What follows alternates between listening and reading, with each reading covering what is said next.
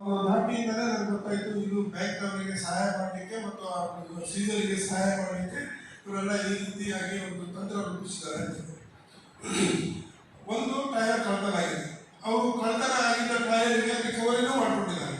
ಅವರು ಕ್ವಾಲಿಫಿಕೇಶನ್ ಕೊಡೋದೇನು ಅಂತ ಹೇಳಿದರೆ, ಸೀಲ್ ಮಾಡಿದಂಥ ಲಾರಿದು ಟೈರು ಹಾಳಾಗ್ತದೆ ಅಂತ ಹೇಳಿ ಅದನ್ನು ತೆಗೆದಿಟ್ಟು ಹಳೆ ಟೈರ್ನ ಹಾಕೊಳ್ಳುವ ಉದ್ದೇಶ ಇತ್ತು ಅಂತೇಳಿ ಈ ಟೈರ್ ತಗೊಂಡವರು ಹೇಳ್ತಾರೆ ಅಂತೇಳಿ ಇನ್ಸ್ಪೆಕ್ಟರ್ ಅಂತ ಹೇಳ್ತಾರೆ. ಅಂದರೆ ಅವರಿಗೆ ಪೂರಕವಾದ ವಾತಾವರಣವನ್ನು ಈ ರೀತಿಯಾಗಿ ಸೃಷ್ಟಿ ಮಾಡ್ತಿದ್ದಾರೆ. ಇದು ಕಳ್ತನ ಮಾಡಿದ್ದಲ್ಲ, ಇದು ನಾವು ಬೇರೆ ರೀತಿಯಾಗಿ ಈ ರೀತಿ ಲಾರಿಯವರಿಗೆ ಸಹಾಯ ಮಾಡಿದ್ದು ಅಂತ ಹೇಳುವಂಥದ್ದು ಕ್ವಾಲಿಫಿಕೇಶನ್ ಕೊಡಲಿಕ್ಕೆ ಅವರು ಇದು ಮಾಡ್ತಾ ಇದ್ದಾರೆ. ಇದು ಶುದ್ಧ ಸುಳ್ಳು. ಯಾಕಂತಂದರೆ ಬಹಳಷ್ಟು ಲಾರಿ ಸೀಲ್ ಆಗ್ತವೆ. ಸೀಲ್ ಆದಾಗ ಅಲ್ಲಿ ಟೈರಿಂದ ಹಿಡಿದು ಜಾಕು, ತಾಡ್ಪತ್ರಿ, ರೋಪು, ಬ್ಯಾಟ್ರಿ ಏನೇನು ಇರ್ತಾವಲ್ಲ ತೆಗಿಲಿಕ್ಕಾದಂಥವು ಎಲ್ಲ ತೆಗೆದು ಬಿಡ್ತವೆ.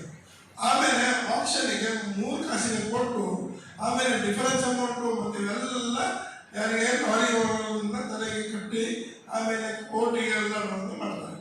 ಇದು ಈ ಲಾರಿಯವರ ಮೇಲೆ ನಡೆಯುವಂತಹ ದೌರ್ಜನ್ಯ ಅಂತ ಹೇಳಲಿಕ್ಕೆ ಬಯಸ್ತದೆ. ಇದು ಒಂಥರ ಸುಲಿಗೆ ಆಗ್ತಾ ಇದೆ ಖಾಸಗಿ ಈ ಬ್ಯಾಂಕ್ಗಳಿಂದ. ಆಮೇಲೆ ನಮ್ಮ ಇಲ್ಲಿ ಇವರು ಸಹಕಾರಿ ಬಂದಿದ್ದಾರೆ.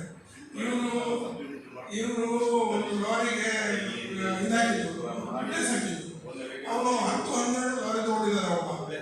ಅವನು 10-12 ಲಾರಿ ತಗೊಂಡಿದ್ದಾರೆ. ಆ ಬ್ಯಾಂಕಿನವರು ಏನು ಮಾಡಿದ್ದಾರೆ, ಲಾರಿ ತಗೊಂಡ್ರೆ ಅಥವಾ ನೀವೊಂದು ಬೈಕ್ ತಗೊಂಡ್ರೆ, ಸಾಲ ಮಾಡಿ ತಗೊಂಡ್ರೆ ನಿಮ್ಮ ಬೈಕಿಗೆ ಹೈಪೋಥಿಕೇಶನ್ ಇರ್ತದೆ. ಆ ಬ್ಯಾಂಕಿಂದಾಗಿರ್ತದೆ ಆ ಗಾಡಿ. ಲೋನ್ ತೀರುವವರೆಗೂ ಬ್ಯಾಂಕ್ ಇರ್ತದೆ, ಹೌದಾ? ಇದೇನಾಗಿದೆ, ಈ ಗಾಡಿ ತಗೊಂಡಂಥವರು ಆ ಹೈಪೋಥಿಕೇಶನ್ ಹಾಕಬೇಕಾಗಿತ್ತು. ಹೈಪೋಥಿಕೇಶನ್ ಹಾಕಿ ವಿಟ್ನೆಸ್ ಹೇಳಿದ್ಕೊಳ್ಳಿ, ಯಾರೋ ನೀವು ಒಂದು ಒಳ್ಳೆಯದಾಗ್ತದೆ ಅಂತ ಹೇಳಿ ಮಗನಾಗಿರೋ ನಮಗೆ ಸಹಿ ಕೊಡಿ ಅಂತ ಹೇಳಿ ನಾನು ನಿಮಗೂ ಕೊಡ್ತೇನೆ, ಬೈಕ್ ತಗೊಳ್ಳಿ ಅಂತ ಹೇಳಿ. ಆದರೆ ಆ ಬೈಕು ಹೈಪೋಥಿಕೇಶನ್ ಇದ್ದಾಗ ಮಾರಾಟ ಮಾಡಲಿಕ್ಕೆ ಅವಕಾಶ ಆಗಿದ್ದು ಹೇಗೆ? ಅದು ಏನಾಗಿದೆ, ಬ್ಯಾಂಕಿನವರು ಮತ್ತು ಖಾಸಗಿ ಬ್ಯಾಂಕಿನವರು ಅನುಕೂಲದಲ್ಲಿ ಯಾವುದಾದ್ರು ಸುಪ್ರಭಾತ ಅಂತ ಹೇಳಿ ಬ್ಯಾಂಕಿನವರು ಸೇರಿಕೊಂಡು ಇವರು ಮಾರಾಟ ಮಾಡಿದ್ದಾರೆ ಅಂತೇಳಿ ಇವರ ಆರೋಪ. ಯಾಕಂತ ಹೇಳಿದ್ರೆ ಅದು ಗಾಡಿನೂ ಇಲ್ಲ, ಆ ಗಾಡಿ ತಗೊಂಡ ವ್ಯಕ್ತಿನೂ ನಾಪತ್ತೆ, ಅವನಿಗೆ ಫ್ಯಾನ್ ಆಗಿದೆ, ಬರ್ತಾ ಇಲ್ಲ. ಈಗ ಏನು ಜಾಮೀನ್ದಾರಿದ್ದಾರೆ ಇವ್ರೀಗ ನನಗೆ ಅವರೇ ಫೋನ್ ಮಾಡಿದ್ರು, ನಿಮ್ಗೆ ಹಿಂದೆ ಕೂತಿದ್ದಾರೆ ಗಫರ್ ಅಂತೇಳಿ. ಅವರು ಅದನ್ನು ಹೇಳ್ತಾ ಹೇಳಿದರು, ನಾನು ಸುಸೈಡ್ ಮಾಡ್ಕೊಳ್ಳೋ ಪರಿಸ್ಥಿತಿ ಬಂದರೆ ನಾನು ಸುಸೈಡ್ ಮಾಡ್ಕೊಳ್ತೇನೆ. ಯಾಕಂದರೆ ಇಷ್ಟರ ದುಡ್ಡು ನಾನೇನಿಲ್ಲ ದುಡ್ಡು, ನಾನು ಸಹಿ ಹಾಕಿದ್ದಕ್ಕೆ ನನಗೆ ಬಂದಿದೆ. ಆದರೆ ಯಾವುದೇ ಒಂದು ಇದು ಮಾಡ್ತಾ ಇಲ್ಲ, ನಿಯಮಿತವಾಗಿ ಯಾವುದೇ ಒಂದು ಇದು ಮಾಡ್ತಾ ಇಲ್ಲ. ನಾವು ಕಂಪ್ಲೇಂಟ್ ಕೊಡಲಿಕ್ಕೆ ಹೋದರೆ ಪೊಲೀಸ್ ಸ್ಟೇಷನ್ನಲ್ಲಿ ಕಂಪ್ಲೇಂಟ್ ತಗೊಳ್ತಾ ಇಲ್ಲ. ಆದರೆ ನಾನು ಇಲ್ಲಿ ಬಂದರೆ ಸಹಿತ ಇನ್ಸ್ಪೆಕ್ಟ್ರಿಗೆ ಫೋನ್ ಮಾಡಿ ಹೇಳಿದಾಗ ನಾಳೆ ಬರ್ರಿ, ನಾನು ಏನಾದರೂ ಮಾಡ್ತೇನೆ ಅಂತ ಹೇಳುವಂಥ ಮಾತನ್ನು ಈಗ ಹೇಳಿದ್ದಾರೆ.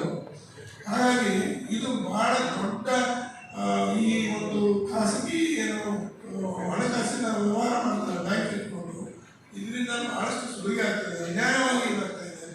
ಕೆಲವೊಂದು ಸಮಯದಲ್ಲಿ ಏನಾಗ್ತದೆ, ಲಾರಿಯವರಿಗೆ ಅವರು ಬೇಕಾದಷ್ಟು ಇಂಟ್ರೆಸ್ಟ್ ಹಾಕ್ತಾರೆ, ಆಮೇಲೆ ಇಡನ್ ಚಾರ್ಜ್ ಹಾಕ್ತಾರೆ, ಬೇರೆ ಬೇರೆ ಚಾರ್ಜನ್ನು ಹಾಕಿ ಬಹಳಷ್ಟು ರೇಟ್ ಆಫ್ ಇಂಟ್ರೆಸ್ಟ್ ಹೆಚ್ಚಾಗಿರ್ತದೆ. ಕೆಲವೊಂದು ಫ್ಲಾಟ್ ಇಂಟ್ರೆಸ್ಟ್ ಇರ್ತವೆ, ಕೆಲವೊಂದು ಕಡೆ ರಿಡ್ಯೂಸಿಂಗ್ ಮಾಡ್ತಾರೆ. ಆದರೆ ಲಾರಿಯವರಿಗೆ ಏನಾಗ್ತದೆ, ಕೆಲವು ಸಮಯದಲ್ಲಿ ಬಾಡಿಗೆ ಇರೋದಿಲ್ಲ, ಮಳೆಗಾಲದಲ್ಲಿ ಬಾಡಿಗೆ ಇರೋದಿಲ್ಲ. ಕೆಲವೊಂದು ಸಂದರ್ಭದಲ್ಲಿ ಏನೇನೋ ತಾಂತ್ರಿಕ ಕಾರಣದಲ್ಲಿ ಟ್ರಕ್ ನಿಂತಿರ್ತವೆ. ಆಗ ಸ್ವಲ್ಪ ಬ್ಯಾಂಕಿನವರು ಸ್ವಲ್ಪ ಅವರಿಗೆ ರಿಲ್ಯಾಕ್ಸೇಷನ್ ಮಾಡಿ ನಾವಿದ್ದೇವೆ ಅಂತ ಹೇಳುವಂಥದ್ದು ಆಗಬೇಕು. ವ್ಯಾಪಕವಾಗಿ ಲಾಭ ಆಗಿಯೂ ದುಡ್ಡು ತುಂಬದೆ ಇದ್ದಾನೆ ಅಂತ ಹೇಳಿದಾಗ ಅವರಿಗೆ ಕಾನೂನು ಪ್ರಕಾರ ಏನು ಮಾಡ್ಕೊಬೋದು.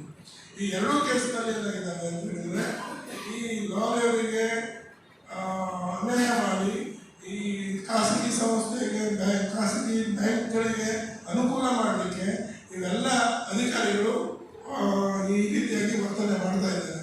ಯಲ್ಲಾಪುರ ಕೇಸ್ನಲ್ಲಿ ಮೊನ್ನೆ SP ಸಾಹೇಬರು ಈ ಇನ್ವೆಸ್ಟಿಗೇಷನನ್ನು ಬೇರೆ ಒಂದು ತನಿಖಾ ತಂಡ ಮಾಡಿ ಅದನ್ನು ಯಾರು ತಪ್ಪಿತಸ್ಥರಿದ್ದಾರೋ ಅವರಿಗೆ, ಕಳ್ಳತನ ಮಾಡಿದವರು ಯಾರಿದ್ದಾರೋ ಅವರಿಗೆ ನಿಷ್ಪಕ್ಷಪಾತವಾಗಿ ಮತ್ತು ಯಾರು ಸೀಜರ್ ಇದ್ದಾರೋ ಅಸಲಿನೋ ನಕಲಿನೋ ಅಂತ ಹೇಳುವಂಥದ್ದು ಮತ್ತು ಅವರಿಗೆ ಕಾನೂನುಬದ್ಧವಾಗಿದ್ದಾರೋ ಅಂತ ಹೇಳುವಂಥದ್ದು ಅವರಿಗೆ ತನಿಖೆ ಮಾಡಿ ಕಾನೂನು ಪ್ರಕಾರ ಅವರನ್ನು ಬಂಧಿಸಿಕೊಂಡು ಅವರಿಗೆ ನಮ್ಮ ಲಾರಿ ಮಾಲೀಕರಿಗೆ ನ್ಯಾಯ ಒದಗಿಸಬೇಕಾಗಿ ನಾವು ಕೇಳ್ಕೊಳ್ತೇವೆ.